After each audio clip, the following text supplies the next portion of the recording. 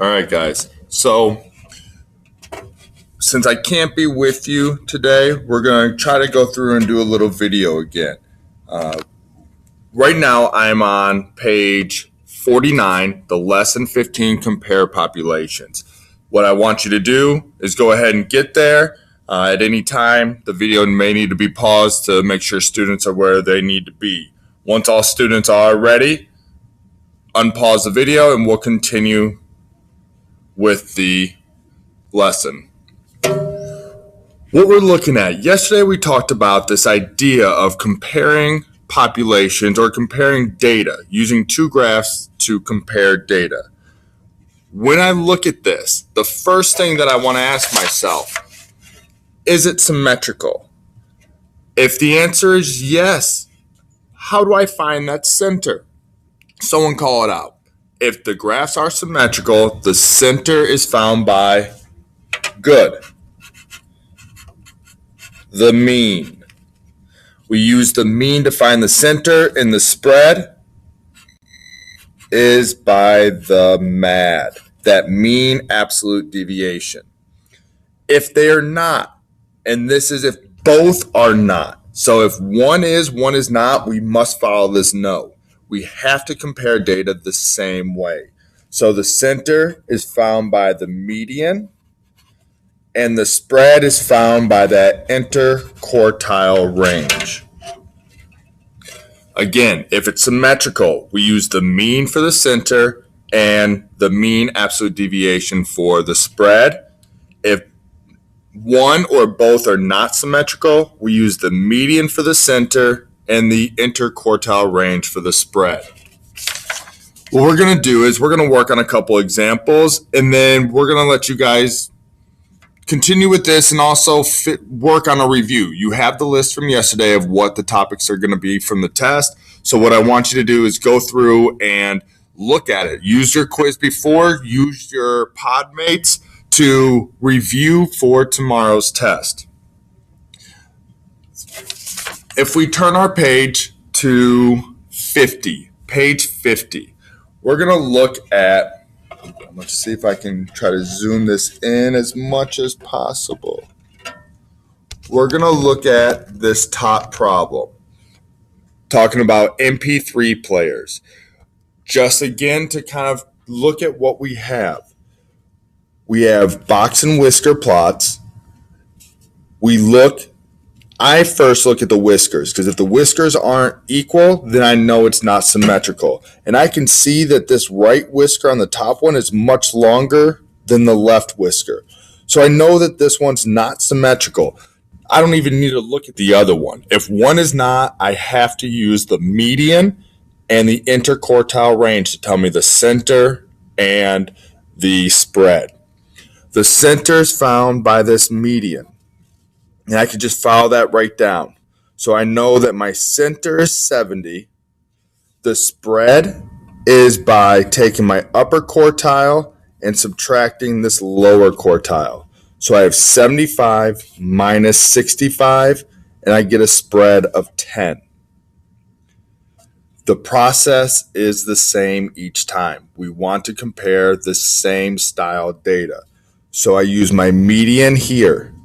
That's going to be 60 for a center. I take my upper quartile value, I subtract the lower quartile value, and I get a spread of 10. Now, when I look at this, the last piece that we want to be able to do is explain, well, what does this mean? In this case, the cost of MP3 players. I either could get it from Electronics World or the bargain basement. The center, the median cost. So if I buy an MP3 player, there's a good chance that that cost is going to be greater at Electronics World than it is at bargain basement by about $10. So the cost, that median cost, is going to be more expensive. The spread tells me that on average, from what they have, they're equal. So their costs are in proportion to that median value.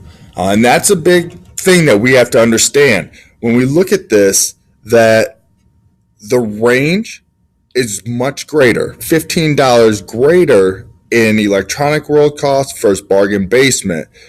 But the fact that most of their MP3 players are within a $10 range of each other. So that tells me that whatever they have on stock are consistent within their pricing. It's just the electronic world is going to be more expensive from the beginning. And we're going to kind of go through this quickly. If people have questions and would like to see this again, just rewind the video. And this is on the calendar, so you can always watch it again there. All right, so the next one we're looking at is we're going to look at this weather question. This time they give this to us in a line plot. If I look at it, I want to ask myself, is it symmetrical? In this case, the top one is. I can see from my peak, from my center, I have 3 dots, 1 level out, it goes to 2, second level out, 2, third level out, 1. I could fold that in half on the center and the points would line up perfectly with the other side. Same thing on Lake City's line plot.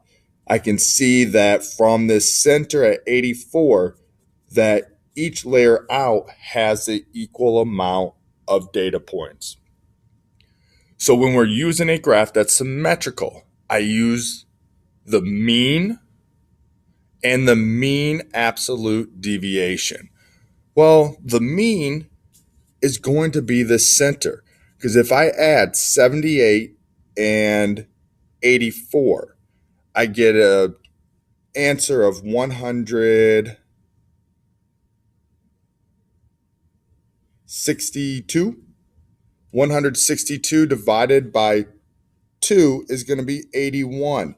And I can see that that's right here where my center is. So my center for Springfield is 81. I'm going to go ahead and do the center for Lake City, which again is the center of my symmetry, 84.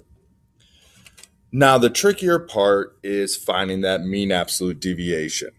Once I know that mean, 81 is my average, I need to figure out how far each of these data points are from 81. Well, 81 is 0 from 81. So this data point is 0, 0, 0. All values at 81, 81 minus 81 equals 0. 82 minus 81 is 1. So that's 1 unit away, 1 unit away.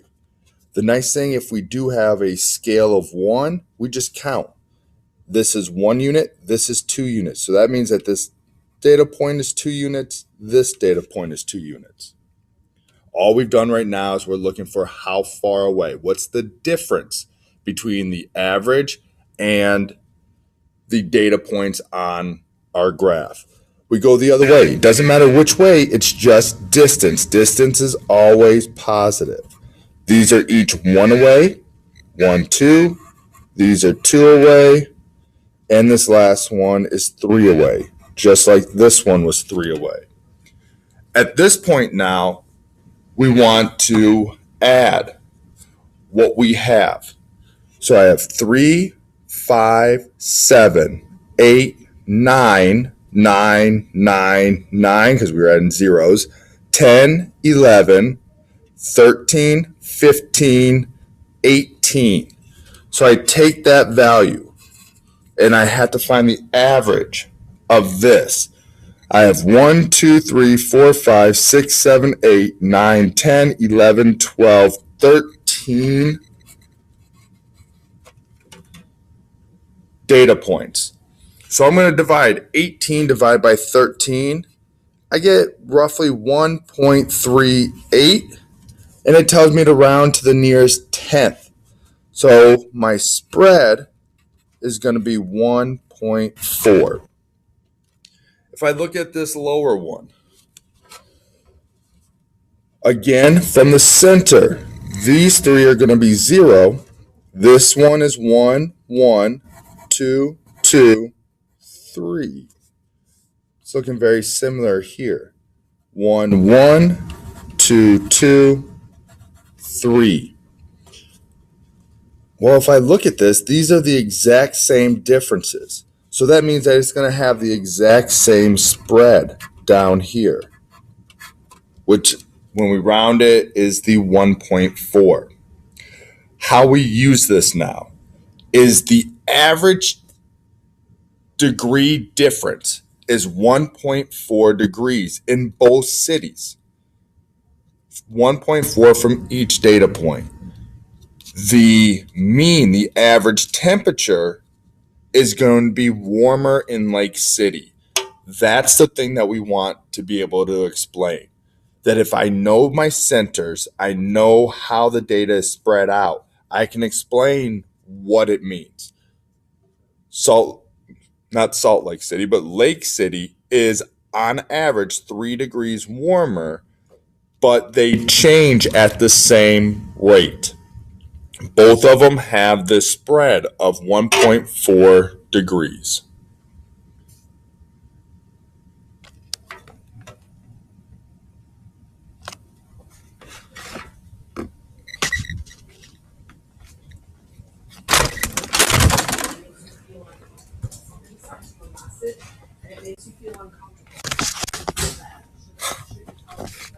So is it still recording? It'll be there. Are we still recording that whole time? Yep. All right. So say hello to Mr. Hartman. Hello, friends. He had to help me. I'm using his login, and the computer paused out. So now we're going back to the Mediascape, and we're going to get back to our math lesson. All right. So again, the idea of what we're looking at is that we're using this center and spread to be able to look at these two pieces of data and explain why are they different, why are they similar, or just what's going on between them. In this case, we're comparing two city temperatures. Maybe we're looking for a vacation spot. It may just be that we want to compare two city temperatures. What on average is going to be the city that's warmer, if we want warm. If not, maybe we want to go with the colder one. We got a couple guys coming in here that probably think I'm crazy that I'm talking to myself. Those might be them. All right, so the next thing that we're going to do is we're going to go ahead and flip the page. 2 pages. I want you to go to page 52. Page 52. Let's see if I can zoom in here for you. We want to look at this top problem right here. We have a line plot. We're looking for, again, the same idea. Is it symmetrical? Is it not? Well, if I look at the top one, we're looking at race times with Kareem and Martin. Well, if I look at Kareem's times, they're symmetrical. They center around 18, and then we have an even distribution with 17 and 19, 16 and 20. I look at Martin, that is not symmetrical. So because both of them were not symmetrical, I use the median for my center and the interquartile range for my spread. The way I do this, whether it's a line plot or just a list of data, because it's not nicely shown to me to find that median and interquartile like a box and whisker, I want to see the numbers. The numbers will make this easier for me. So I'm going to write this out. I have 2 16s. I have 3 17s. I have 1, 2, 3, 4 18s. 1, 2, 3, 4. I have 3 19s. 1, 2, 3. And I have 2 20s. I've listed it out. I want to double check. 1, 2, 3, 4, 5, 6, 7, 8, 9, 10, 11, 12, 13, 14. 1, 2, 3, 4, 5, 6, 7, 8, 9, 10, 11, 12, 13, 14. So I know I've double checked. I have all my points there. And I know how many numbers there are. There's 14. That's an even number, so I know I'm looking for those middle two values.